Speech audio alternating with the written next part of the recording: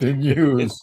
I got nothing to say. All my material's been used when we were off the air. Well, you know what? If when your good material is being used, just start looking at somebody else's material and start using theirs. The I'm great looking at thing your about material. radio, you know, By the way, that's New York Vinnie. He's in Seattle. He's feeling much better. He's not completely healthy, but he's on his way. Well, who is completely healthy? We were just no one, no looking at one's the list. completely Who's 99%? Nobody we right, know. and that's Michael Knight, and he's down in Pasadena, and he is completely. Are you completely healthy? That's an overstatement, but for practical purposes, for reasons of debate, I'm a healthy boy today. Oh, good, good. So you could like me. I mean, if I had to, somebody called me up and said, "Hey, I need you to go to Marysville, take a ride to Marysville for something." You could get in the car and go to Marysville, and you'd be okay. I could get there. Okay. Well, that's my definition of healthy. If you can get to Marysville, you're healthy. Where you Um, can't get is to Big Sur. They just it's become like the most impossible place to get to on the entire West Coast. Where is it? well, It's in that and magic spot. It's got slides above it, slides below it. Nobody gets in, nobody gets out. I wonder how many people there actually think that's a good thing. Not many. You know, I mean, the way the country is going these days. Um, Marjorie Taylor Big Sur, you mean? I don't think yeah, it she might lives not in. just it might not be a bad thing to be disconnected for a little while. You know, I'm not saying forever. I'm definitely not saying forever, but Well, for it's 6 been months, how could it hurt? but for 2 years now, you can't go south. You can't go if you're in Yeah. Big Sur, you can't go to LA. You got to go all the way around. You got to go up to 156, across to 101 and down. So Which again, I can make a point for that, saying not so bad. You can't get to LA, not so bad. I would feel worse if you couldn't get to Monterey. Now you can't get to Monterey or LA. if you're in Monterey, be happy. You're staying in Monterey. But I wanted to go south and see Carmel. I wanted to go further and see Big Sur. Well, that's maybe what you want, but you're not going. Well, as you know, Michael, I'm not a big fan of the Hearst Castle. How come? I was stuck there one day for a week, and So you've seen enough of the castle. I've seen enough of the castle. I've slept in Harmony, California, way too many nights. There was a town called San Simeon where Hearst brought in all his artworks from around the world and unloaded them. They had a pier there, and then now there's really just the remnants of it and a what's the word for it? I guess it's a gift store, a large Yeah. jumble shop that's there, and that's it. There's no city hall. There's no cop place. There's no Burger King where you get a frozen Coke. There's none of that in San Simeon. There's nothing there but the castle. And that's Well, not easy to get to because they put it on top of a hill.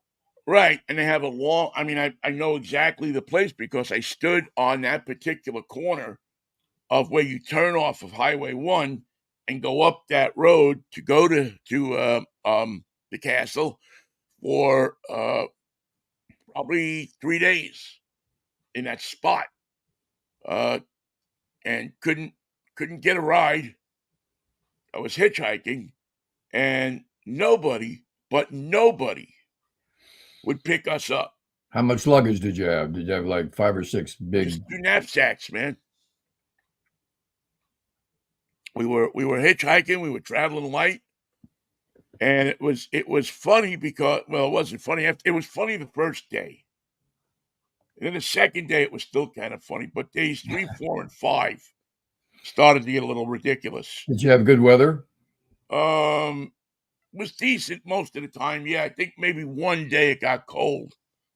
But we slept. Because you're right on the One water there. one night we slept on the beach, and we got chased off the beach for some reason, and we slept in a. This was my brother and I. We slept in a insurance company office complex. There's always Uh, room for, no matter where you are in California, there's always room for a strip mall. yeah, That's yeah. There was like a little office complex there on the side of the road. We slept there.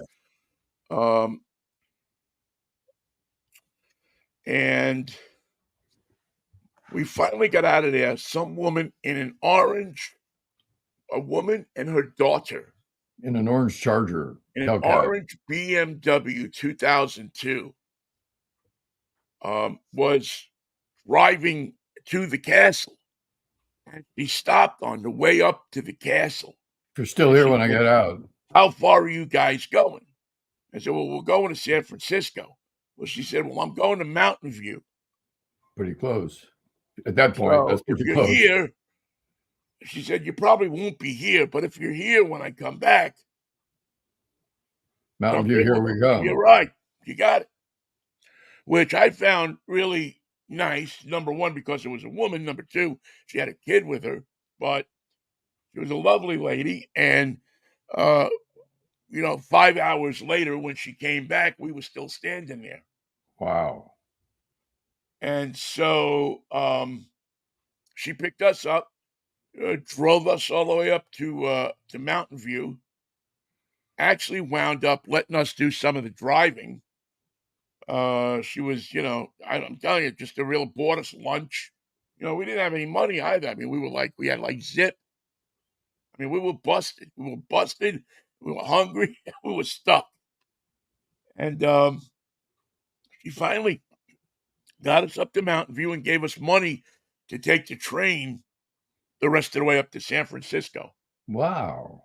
Yeah, it was really nice. I mean, just It took 5 days. Took 5 days to find your angel, but you found a real one.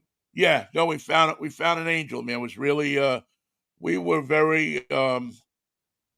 We were very happy. Did she have wings Um, or a jetpack? Some angels have jetpacks. no, she just had a BMW 2002, an orange one. Never forget it. Never forget that car and what that woman looked like. When I moved to California, I actually tried to find her for a while. To send her a Mikey and Vinnie prayer cloth. Yeah. Yeah, I wanted to thank her. I wanted to, tell her that she, revitalized my faith in humanity. I had kind of lost, and it was funny because this was summer of 77, maybe 76. I don't remember which year. But I remember that there were just a ton of Europeans on the road. There are always tons of And visitors from all around the world on the Big Sur yeah, coast. and nobody would pick us up.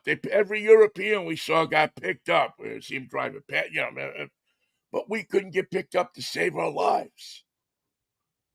And I mean, even to the point where there was at that state park there was a bathroom, and a shower because it was a camping thing.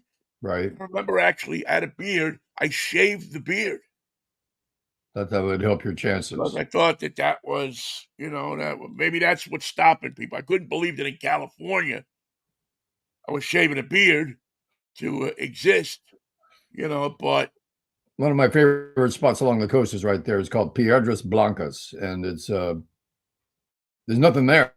It's just a spot on the map, and I think there's one or two abandoned buildings, maybe an old motel that's no longer open.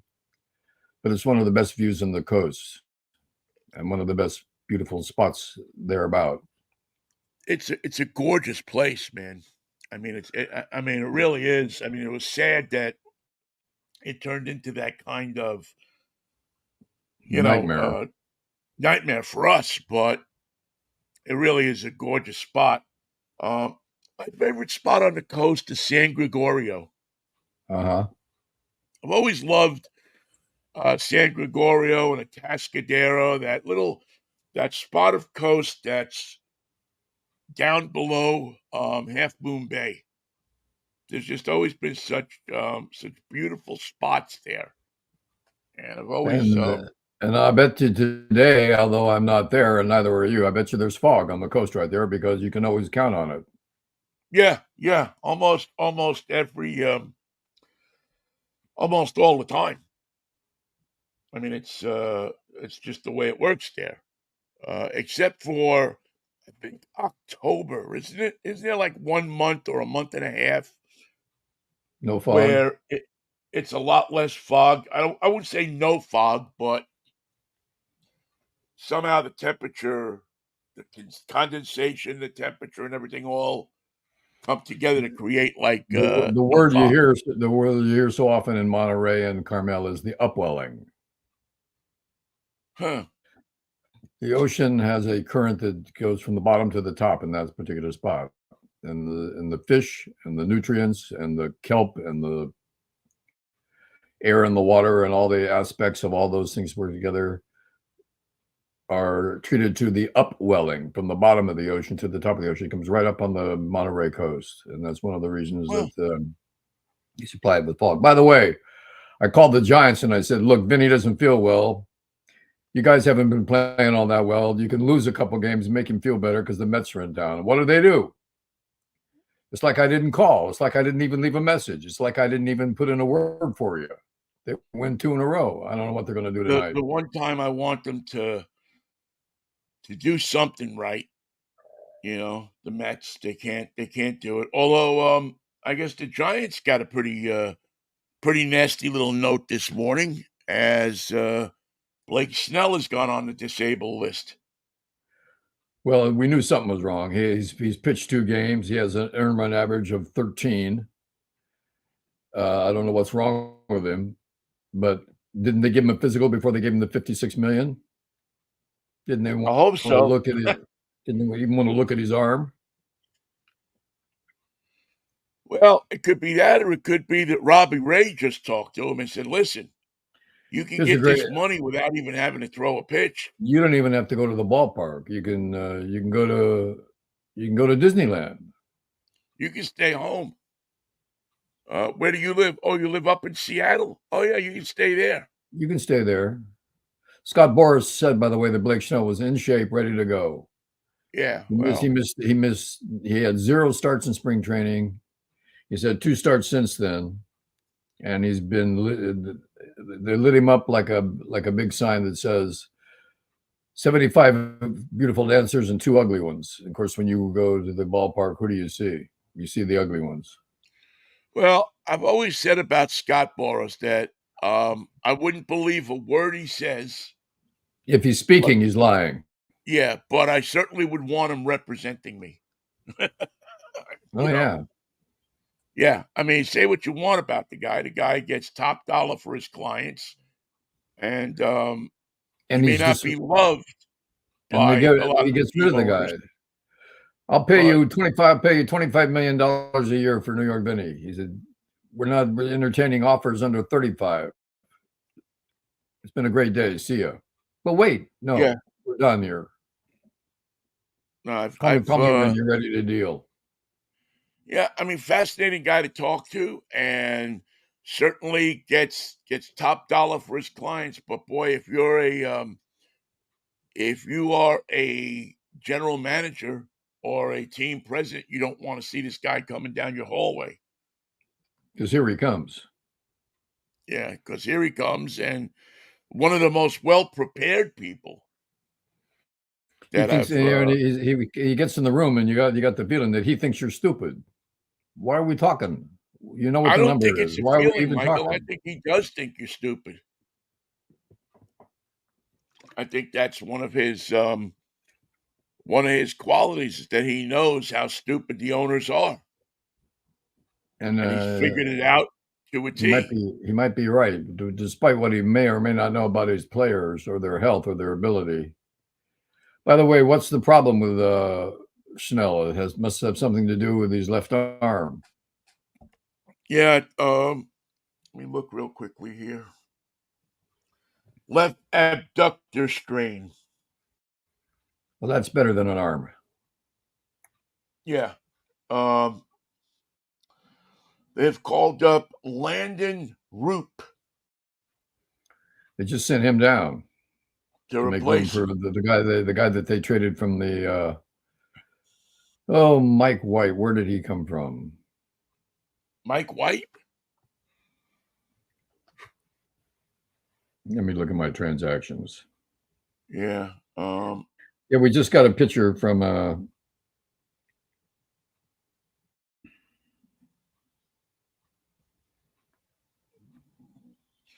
Well, the good thing is Mitch White. Mitch White. Okay. Mitch 2 White was years, $62 they got million deal. they got him from the Toronto Blue Jays for cash. Now he's on the team, and that's why they had to send Landon Roop down, but now they're bringing him back.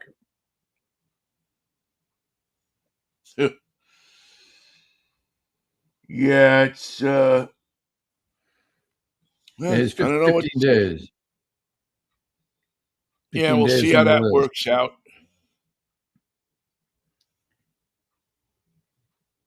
We got a day game today, Vin. Yeah, I know. Don't miss it. 12:45. Yes, I tuned in last night to watch, and immediately noticed that the Mets had fallen behind and weren't looking very good. So I tuned in, turned on, and dropped out.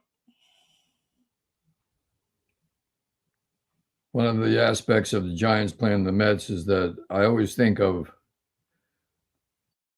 Willie Mays, who just I don't know if players would do it again this way, but he wouldn't stop playing baseball.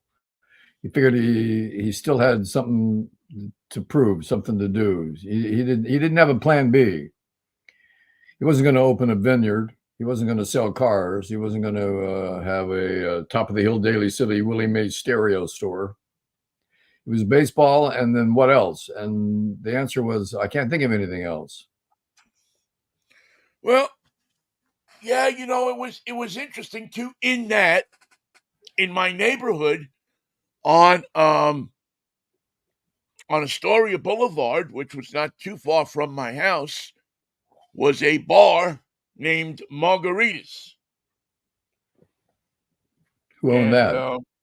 that bar, if you looked on the lights in front of the bar, they had these beautiful globe, old time lights, and Right? each one of them had a NY logo with Maze on it. Really? And it was it was on 89th Street or 90th Street, 89th Street in Northern Boulevard. Well, he had a And fan there. He had a real fan. no, it wasn't his fan, it was his wife. Oh, His wife, I guess, they had divorced, I guess. I don't remember the whole story, but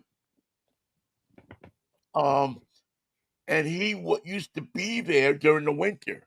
He would, for some reason, hang out there. I guess he must have bankrolled it, or they were partners in it, or something. So he was around, and that place was around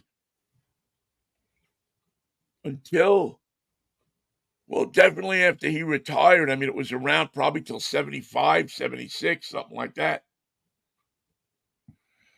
did he retire at the end of the season or mid-season?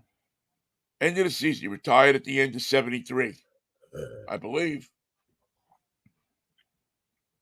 Yeah, I believe he retired at the end of 73. They're in the World Series, and I mean, you could argue that he helped the Mets going down a stretch in 73.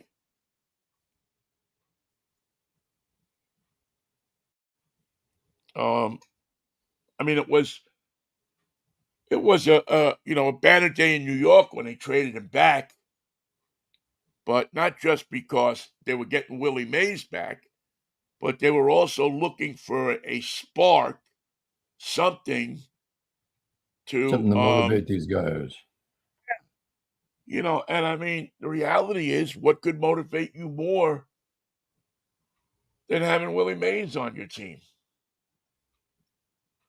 Especially what it brought in fans coming out to the ballpark, what it brought in experience. I mean, it was a highlight. I wonder if Willie on the Mays team. ever mentored a young outfielder. I don't know if that was his strong suit. Yeah, I'm trying to think of who. Let's see. Well, you had yeah, I mean you had three veterans out there already: Cleon Jones, Don Hahn, and Rusty Staub. So I don't know if he was mentoring anybody, but I'm trying to think of any other young players that he may have had an influence on. I mean, this was a fairly veteran team. Uh, Trying to see if I can see any, just I mean, this is you know, I mean, Ed Cranepool was on that team. Ted Martinez, the shortstop, Willie Mays, Duffy Dyer, Jim Fregosi. I mean, maybe one of the younger guys on the team was Rich Childs, who went on to have a little bit of a career. But for the most part, it was a bunch of veterans that they had, assembled from other teams. And I think Willie, if I remember that year, he got traded over around the All-Star break, maybe even a little earlier, and lit a fire under him.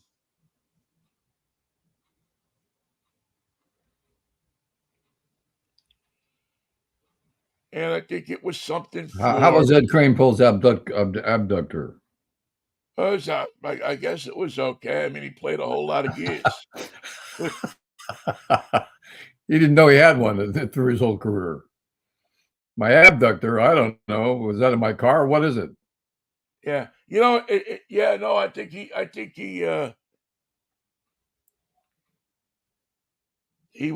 I mean, he actually in '73 had a decent year. I mean, he was hitting, what was he hitting? I mean, he only hit 211 in '73, but he was a piece of the team. And I think he actually did retire in '73. He actually was traded over to the Mets in late '72, which I hadn't realized. I thought he came over in '73.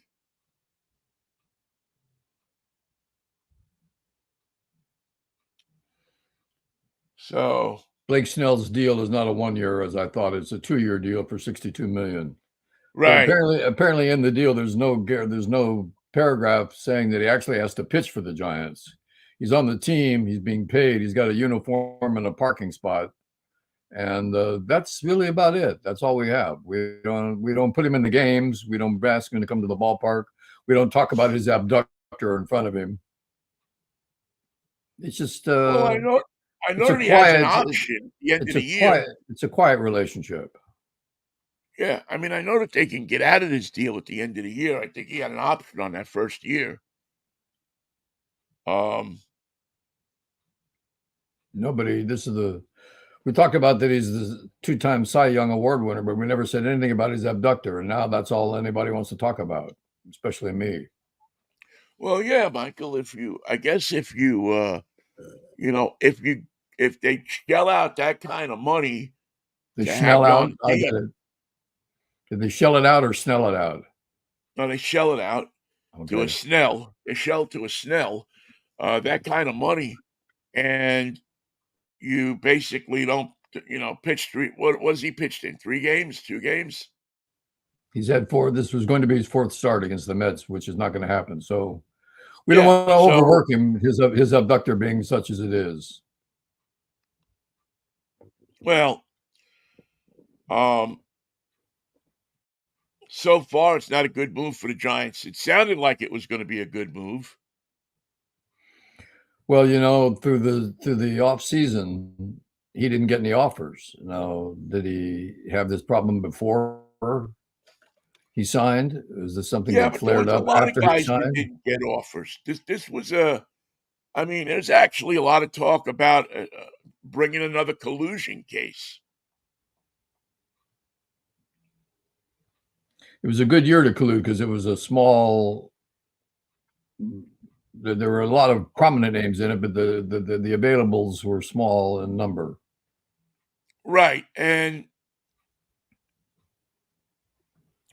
I think that when you have a free agent class like that, it might be a little easier to get it done. Although, again, when the last time that they saw this many free agents not signed into the beginning of a season, I believe, was the collusion year in '87, was it? And everybody needs pitching for two reasons. One, you can't win without it. And secondly, all the pitchers in the league are coming up with abductors, sore arms, Tommy John, anything you can think of. They've Well, all that's got it. problems. The Mets got problems. The And, Giants got problems. The Dodgers have problems. Real right? problems. And clubs got to be saying to themselves, do I want to This is the business shell we've out this chosen. kind of money Yeah. for somebody who may not pitch for me? And certainly there's insurance, but I don't know. There's just something. I mean, you got two guys on that team that got a ton of money from Major League Baseball to pitch and haven't been pitching.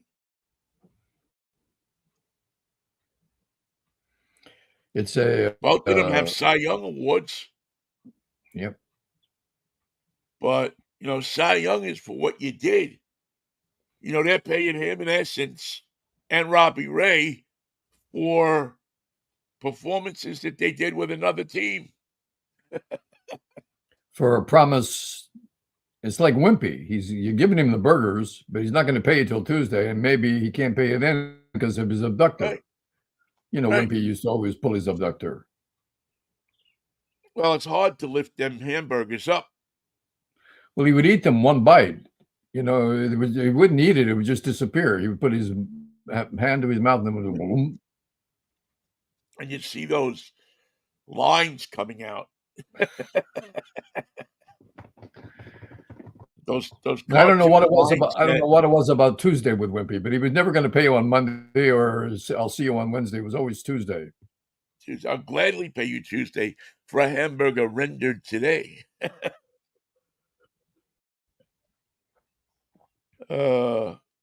So I have a question to ask you, and I certainly would love to hear your input on this because it's something that has bothered me for a while now, and it seems to be coming to light and to a head on our nation's campuses. Now, you and I always talk about protests, and when we were young, people went out and protested. We stopped the war and this and that and the other thing. I wonder if we did stop the war. Well, we thought we did. We thought we had enough juice to put the brakes on it. Maybe we didn't. Anyway, the problem as it presents itself today is that kids on campus seem to be targeting Jewish people. I've noticed. There seems to be a crazy amount of anti-Semitism going on. And which I do understand.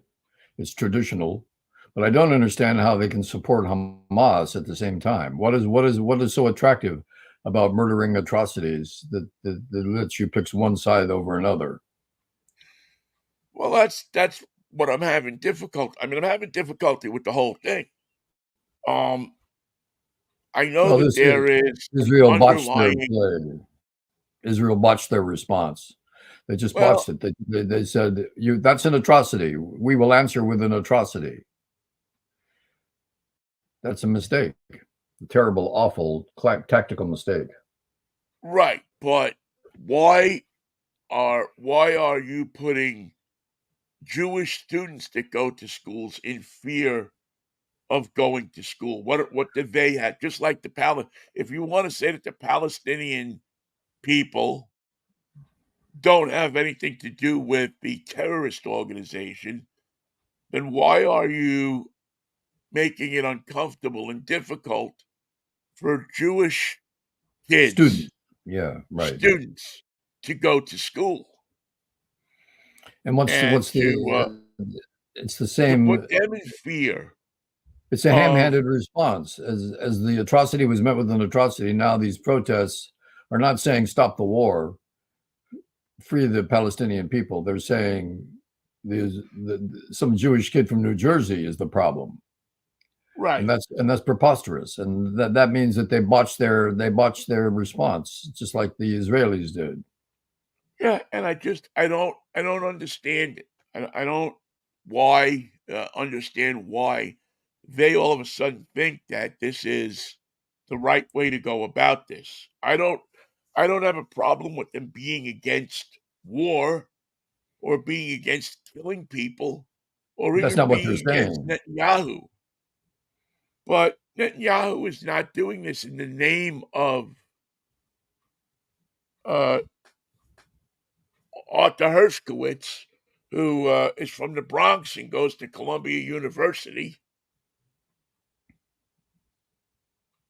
That's not what's going on. I think it's a ha- Just I don't. I think it's a mistaken response. If you're saying the Palestinians are getting a raw deal, they've always gotten a raw deal. They'll never have their land. There's questions whether they'll ever have a homeland again, and it's your fault because you go to Columbia. What? Explain that to me. It's your fault because you go to Berkeley. It's your fault because you go to Barnard. Well, okay, you can't argue. That's not an argument. That's a knee-jerk reaction. That's just anti-Semitism disguised as a protest. And as a Right. general manager once told me at a radio station I work for, the Democrats are hiring all these people as demonstrators. I said, you can't believe that. The Democrats have hired all these people? What are they paying them? How do you get paid to be a demonstrator?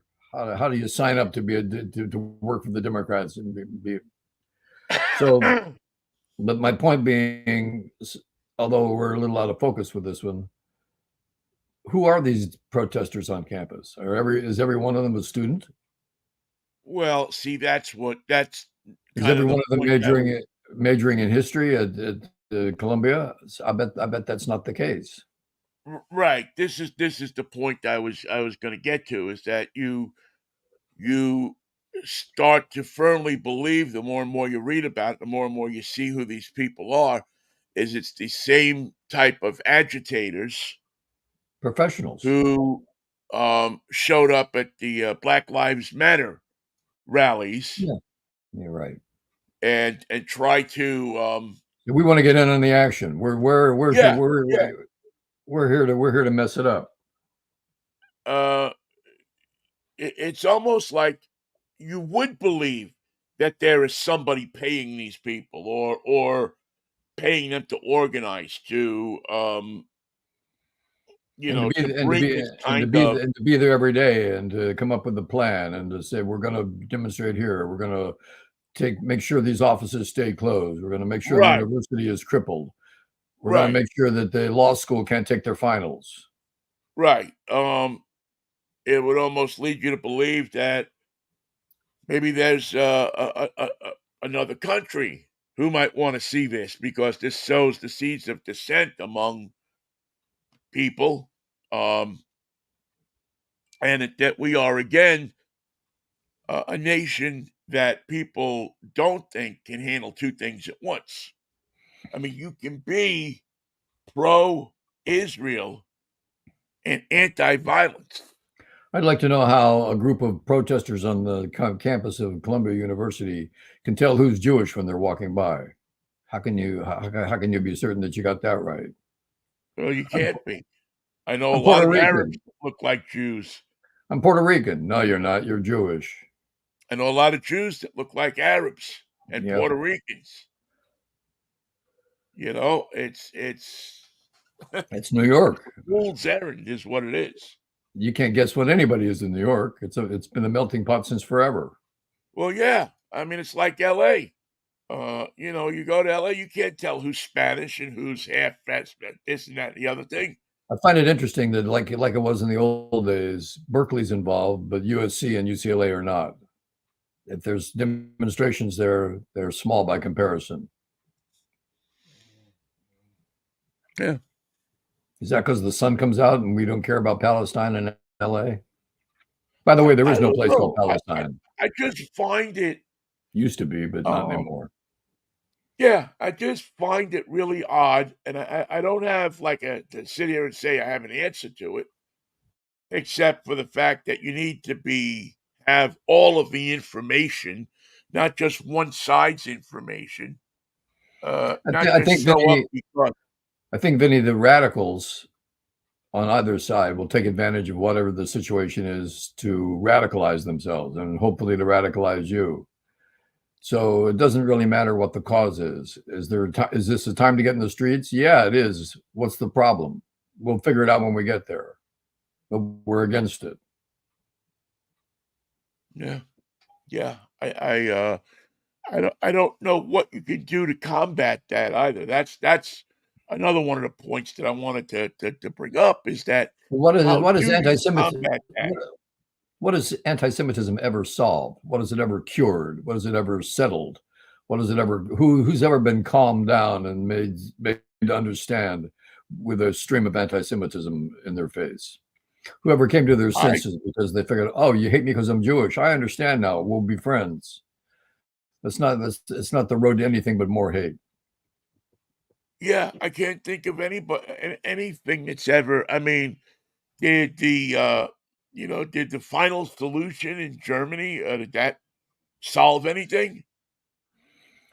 Well, Israel's coming up with their own final solution. They actually think that if they continue this war, they can eliminate Hamas, and that's a joke that's been told so many times. We all know the punchline, and it's not funny.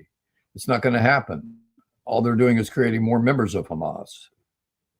Well, that's it. When you start to kill that amount of people, especially that amount of children, Yeah. but again, you have to realize it's funny, Michael. We always, whenever we see Iran do something, okay, we always say, well, it's not the Iranian people, it's the government. It's the Ayatollah. Right. We're very easy to just say it's not the people. We love the people of Iran. We'll send them little baskets with chocolates and stuff. I had one of those. Those are nice baskets. Yeah. But when it comes to the Jewish people, we want to blame the Jewish people.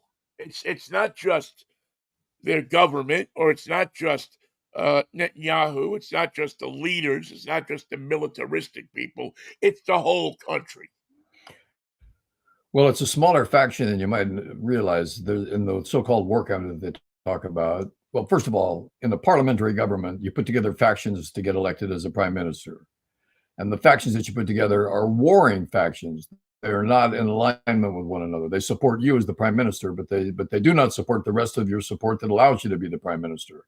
And the Yeah. conservative war mongers that have Netanyahu remaining in office are only good to him if he's good to them. And that means more war, and that means more hostility, and that means more atrocity, and that means more response. That means Hamas must be wiped off the face of the earth. And he's rolling with it because he doesn't give a damn about anything but staying in power. That's why I think he's a man of war. That's why I think he's a terrible prime minister. And that's why I think he has to go. And a lot of people who've been protesting in Israel feel the same way. But he's staying prime minister because there's nobody that can walk in and say, I can reorganize another government with this faction and this faction. The factions are not going to go anywhere. Netanyahu may die. Netanyahu may be voted out. Netanyahu may have a terrible day. But the factions in the government that made it impossible are not going anywhere. And those are the people that we have to deal with. They have limited power by themselves, but a lot of power when it comes to keeping the prime minister in office. And that's based on the fact that he must continue the war. Right. And the United States may feel, our government may feel that we know what we have with Netanyahu. We don't know what we're going to get And the if we next get guy. somebody else in there. And the people that Uh, protest in Israel, the voters that protest Netanyahu, there's not enough of them to change the faction percentage in the Knesset to put together a different coalition for a different prime minister. It's a terrible, terrible weighted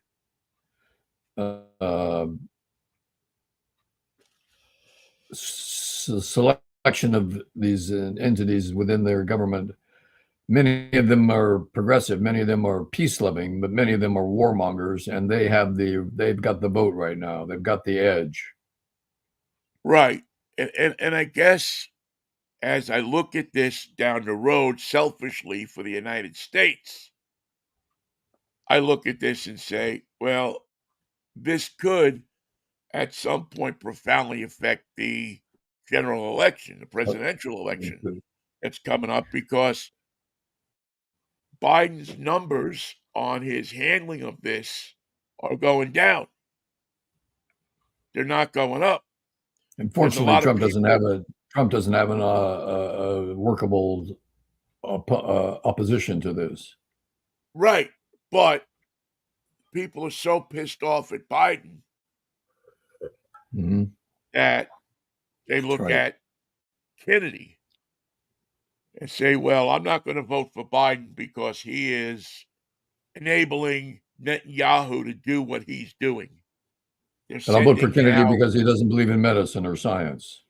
right, they're sending more money to Israel as these things were passed. These three bills for Israel, Ukraine, and Taiwan were passed today and signed, passed yesterday, signed today. And so this money is going out.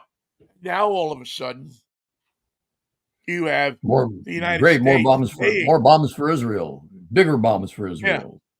yeah. You have the United States paying for this destruction of people in um in what should be Palestine, in the Gaza.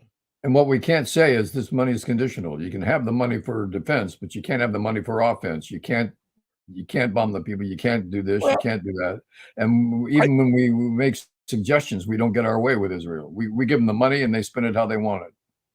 right. Don't we say that though? I mean, isn't there something in the agreement that we give them now? Again, may not be adhered to. Um, but I always thought that there was something in the agreement that we give money to Israel that says you can only use this a certain way and in defense, not offense. Now, again, you can, I guess, if you're Netanyahu, you can point out that this is defending us. However stupid that may look, This is how we do it. this is how we defend ourselves. We We, wipe out a group of people. we can only keep our neighborhood safe by destroying everyone that we find in the Gaza Strip. Right. Um, The I don't. babies, the women, the children, everybody. Yeah, all of them. Yeah, I just fear. I'm a person of great fear. I know how to fear. I know how to worry. I have that Italian and Jewish thing in me, even though I'm not Jewish. I have that Italian and Jewish thing in me that has guilt and fear at the forefront. You could start a religion based on that, Vinny. I'm just Yeah, I saying. probably could. Well, that's why we have the prayer cloths coming. 49.95. They're a Guilt bargain, and and the prayer and the fear will prayer and the prominently and the prayers are displayed on. preloaded. Yeah, they're loaded in there. Yeah, I mean, every towel will have guilt and fear. And on the opposite side, it says Gatorade because we needed a sponsor. We had to get a sponsor. We had to get somebody, even though we only got some free Gatorade out of it. Still, um, I don't know how they drink but that stuff. It's not Gatorade. They've worked on all the elements of it except the taste. It tastes horrible. it's It tastes not so terrible. bad. But then again, I've been sucking down Paxlovid for the past week, so to me, almost anything's going to taste good. Welding rods. That is just some nasty ass stuff, boy. That puts a taste in your mouth that you have never tasted before, unless you used an electro welding rod for a toothpick. Well, it was either that or the sheep dewormer. So your choices were limited. I'm not going with the sheep deworm. I'm not sticking that stuff in my veins. I don't care what Donald Trump says. Now, if you are a sheep and you have worms, then I advise you to take something besides Paxlovid. Otherwise, Well, there is no otherwise. If you're a sheep and you have worms, what do you want to do? You want to go Well, you like this don't for the take rest of the day? Paxlovid. Paxlovid is the stuff that they give you when you have COVID. That's the new, that's the wonder drug, which was developed, um, probably quicker than it could have been, um, because, our president said, "Put, put this other stuff in your veins. See how that works." And if you don't have any bleach, try maybe Windex, a household cleanser of any sort. Give it a Maybe shot. some of Give you it a still go. have janitor and a drum available at your With a houses. really nice bright light, and go with the light. There you go. Right. Look at the, look in your, look under your that cabinet in your garage that nobody ever really goes in, but it's under there. Oh, it's under It's there, all and dusty. There's probably some, janitor and a drum in there. with spray bottles that don't spray. They're half full. Exactly. There's no reason why they shouldn't spray, but they won't spray. Well, the straws have long outplayed their, They get clogged. yeah, their usefulness. They've got become clogged, or not even clogged, but disintegrated. Disintegrated doesn't sound good. Disintegrate. I mean, those things are only plastic, and you put them in an industrial strength solution for long enough, and they're probably going to, come apart. So you're squeezing the pushy thing, and you think that the liquid is only a couple squishers away, but there's no straw at all. It's disintegrated. It's never coming up. It's nothing. There's nothing there. You can squeeze that thing all day, and nothing's going to come out of that bottle. It's like a White The only Castle thing. burger. There's almost nothing there, but there's something there when you Oh, get a there's White something Castle, there. No, no, no, no. I'm sorry, but don't be but there's dishing not on a White lot. Castle hamburgers, because those things have something. It may not be a lot of something, but boy, I'll tell No, you, it has something. it's the barely the minimum requirement, and that's why you put ketchup and mustard on it. You got something. Before No, that, you no. had See, Michael, I totally disagree. I think a White Castle hamburger stands on its own, man. You don't have to put ketchup or mustard or pickles on a White Castle hamburger at all. now when you say stands on its own, you mean like you tip it up sideways and it'll stand on the plate? That's why they put it in a box. I had to put this in the box. Why? Well, it was standing up on its own. I had to stop that. I'm serving burgers Yeah. here. We can't have burgers dancing down the counter. I'm putting it in a box. Yeah, That'll no, calm I it think the down. White Castle hamburgers is truly one of the hamburgers in America that you don't need condiments for. They have a recipe to cook that thing that makes it taste unique and different from any other hamburger you'll eat. Now you got some frozen White Castle burgers from your daughter who wanted you to have them to treat your Yes, COVID. Did you try any yes, of them, and how did you prepare yes. them? In a microwave. They don't get too rubbery for you in the microwave? No, you gotta know how to cook them. You 40 have to 40 leave them seconds. in the, wrapping that they come in. Mm. If you leave them in the wrapping and then you do them, 30 seconds a hamburger, they tend to come out perfectly. Funny, my box says 40 seconds. Does that sound familiar? Why, I don't I know. always do it 30 seconds. 3 minutes Okay. for a box. There's That's for the midnight snack. Just a snack. yeah, boom, boom, boom. There's 6 burgers in a box, and you 3 in take a them out, package. you open one end of the cellophane, but you don't take them out. You just put them in the microwave, 3 minutes, pull them out, and they're usually I'll Now, can you wait to add condiments? Do you open them up and put on the ketchup and the mustard, or do you go without? nope, I do it just like they do in a White Castle. If I put the condiments on, usually what I'll do is with a cheeseburger, I'll put, pickle and, ketchup. If I have the jalapeno cheeseburger, Oh my um, god. What are you I don't doing? put What are anything you on them. doing? Oh, they're so good. They're not your they're not, I mean, you have to step out and get something that's a little different. You have to open up your mind to it. But if you can open up your mind to the jalapeno, you can enjoy yourself.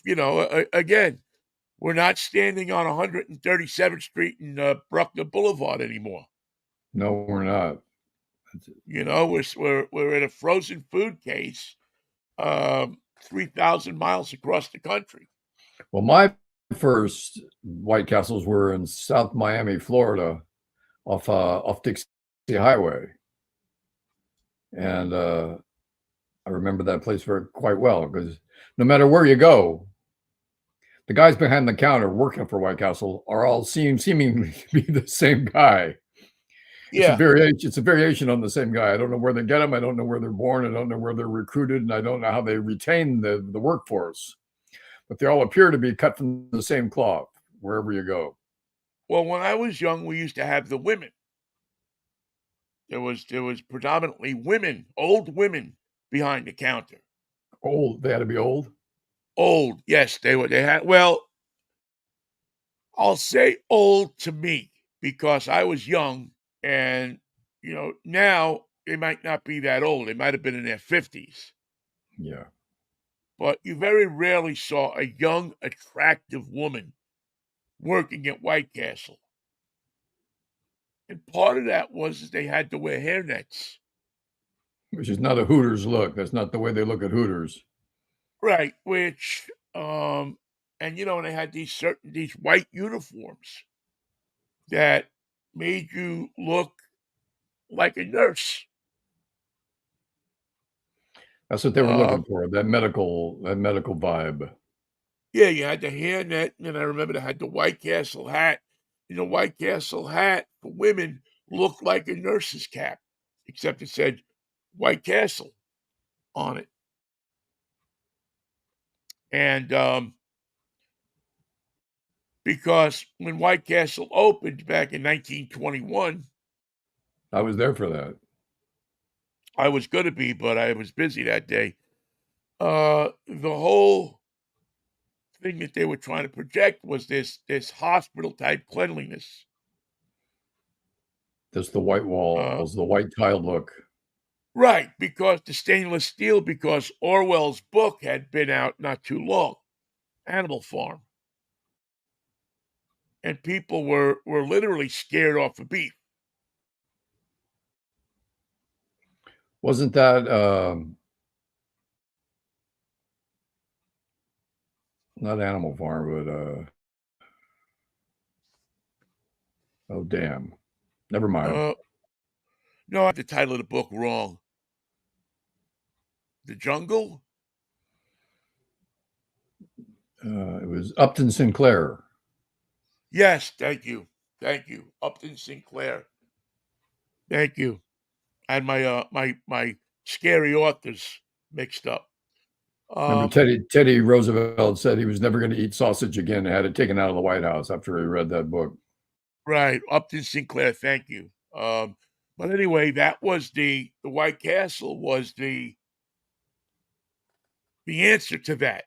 If we're going to sell hamburgers, we're going to have to sell them in a place that is spotless. We're not like that. We're like this. See how white it is? How beautiful? How we hose it down Right. every That's night? why Yeah. they put the glass. You used to go into a White Castle and there was glass in front of the grill so that you could directly look at what they were grilling. It wasn't turned around in the back or anything. It was right there at the head of the counter. You stood there when you did your order and watched them cook the burgers. Which is now a revolutionary idea among stores that serve burgers. Burger King, McDonald's, they don't cook their burgers. They warm them. Right. Well, and they don't do it in view of you. No, no, no. You don't get to see them warm it up. Right. It You comes don't get, I sliding mean, down and I it's don't ready to ever go. remember seeing a McDonald's where you could see what they were cooking. I mean, it's been like that forever. They were assembling them. and putting wrappers But around them, White but they weren't cooking Castle, them. you could always. I mean, I remember watching fascinatedly as they used to. The burgers would come in a box, a square box, and they would be stacked on top of each other. And I remember there was this certain way that they put them, or they would stack them up like 10 high, and then just deal them onto the grill. It was like watching a dealer in Vegas deal Well, cards. so instead of a semicircular table, they had a hot grill in front of them. Right, and the grill had a layer of onions and some kind of spice. Then they put the burgers on top of that um, mixture, so the burgers never touched the grill. They were magically infused with heat. Exactly, they were fused with the heat and the onion. That's why they had the holes in them, so that whatever was coming off of the grill could cook the inside of the burger quicker. You want onion, but you don't want too much. Like 5 would be maximum. 5 little pieces of onion. Well, I don't know that you could. I don't think you could order a certain amount of onions. I think everything came with onions. I don't know. I don't ever remember being able to order a burger at White Castle without. It's And, kind of like Dick's. these are They, chopped they don't onions, do tiny specials. little onion squares. Yeah, you don't have those little onion-like pellet things, but I don't think you. I don't think they made a. I don't ever remember making a grill without onions. And it's funny because in most burger spots, they say, "You want onions with that?" Like at In-N-Out, though, that's specifically what they will ask you. Where they never ask you that at Burger King because it's coming with onions. Right. Well, you see, now at McDonald's, you can get a burger with no onions. Oh yes, you're gonna have to wait while they At assemble it. McDonald's, and I think Burger King, and I know Wetson's, you used to be able to get burgers with no onions because my sister does not eat onions on her burger. And so she would go and order just a plain hamburger, no ketchup, no mustard, no nothing, just a burger. Excuse me, she's a minimalist. Yeah, and they would be able to accommodate her, where at White Castle, she would literally have to open up the burger and pick It's the onions off of it, with tweezers. and she would spend quite an amount of time doing that.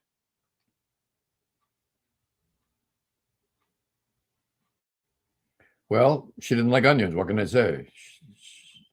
No, she didn't. No, she didn't like onions then, doesn't like onions now, and, I wonder if Blake Snell likes onions. It's a little late to ask him. But with $62 million over 2 years, he could get his own onions. But I'm just wondering, is this part of the problem with his pitching? He's a left-hander. They do things differently. Will he eat onions with his burger, or are we going to have to pick him off with tweezers? Or he could have you could have a bat boy do it while he waits in his locker with his abductor problem. well, yeah, didn't Barry Bonds have somebody who used to pick the onions off of his, Yeah, his name. at, I have a friend that used to work at CNN in the heyday, and he has more than once told me the story of Larry King,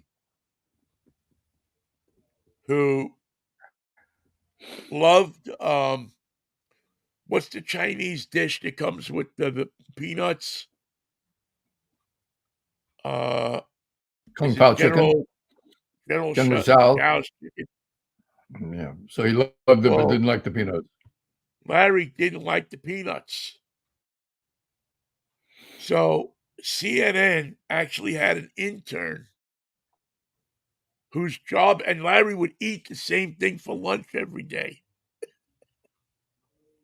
And Larry actually had an intern whose job it was to go to the Chinese restaurant that was Larry's favorite Chinese restaurant, pick up his General Tso's chicken, bring it upstairs, and pick the peanuts out of it. Couldn't they just cook it without the peanuts? Maybe not. before it was served to Larry. Did he always get everyone because he could miss one or two, and there would be hell to pay? Larry let you know about it. As far as I understand, he got all they. I think it was a she actually. Got the peanuts all the time. And from what I understand, Larry used to pay this person quite a bonus at Christmas time for picking out his peanuts. And I wonder, only because that leaves me with the story can't be finished till we find out what did they do with the peanuts. I mean, did they offer them to the? It was the first thing I asked when I heard the stories. Who got the peanuts? The interns. There had to be somebody who ate those peanuts every day. You know, the guy who every once in a while walks in front of the camera on CNN, he's in the background, he's not supposed to be there, and he just suddenly walks into the thing. That's the guy. He's That's the peanut guy, huh? That's Peanut Billy.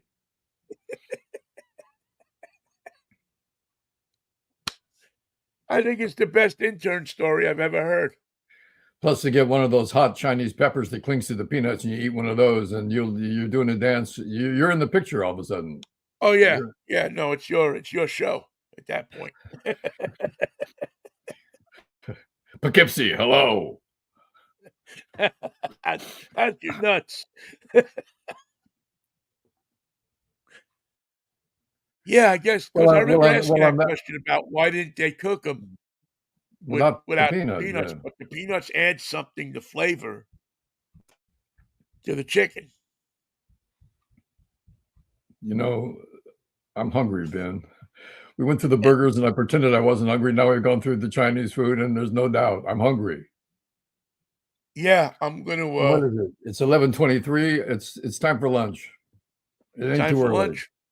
We're an hour and 2 minutes into this thing, and I'm thinking of an early lunch. Well, Vin, I applaud you on your recovery. I know you don't feel 100%, but you're a lot better. You're funny. You're entertaining. You're here. You can't be dissuaded from doing your job. So congratulations. Thank you. You know what that makes you in show business? That makes you a trooper. I'm dancing. I'm doing the peanut dance. And I do wish you'd stop. Mikey, we'll see you on Friday, man. It'll be a freaky fractious Friday. If the Lord's willing, the creek don't rise, it will be, of course. So actually, we're going to have rain for the weekend, so maybe the creek will rise, but that's nothing to worry about. Rain for the weekend?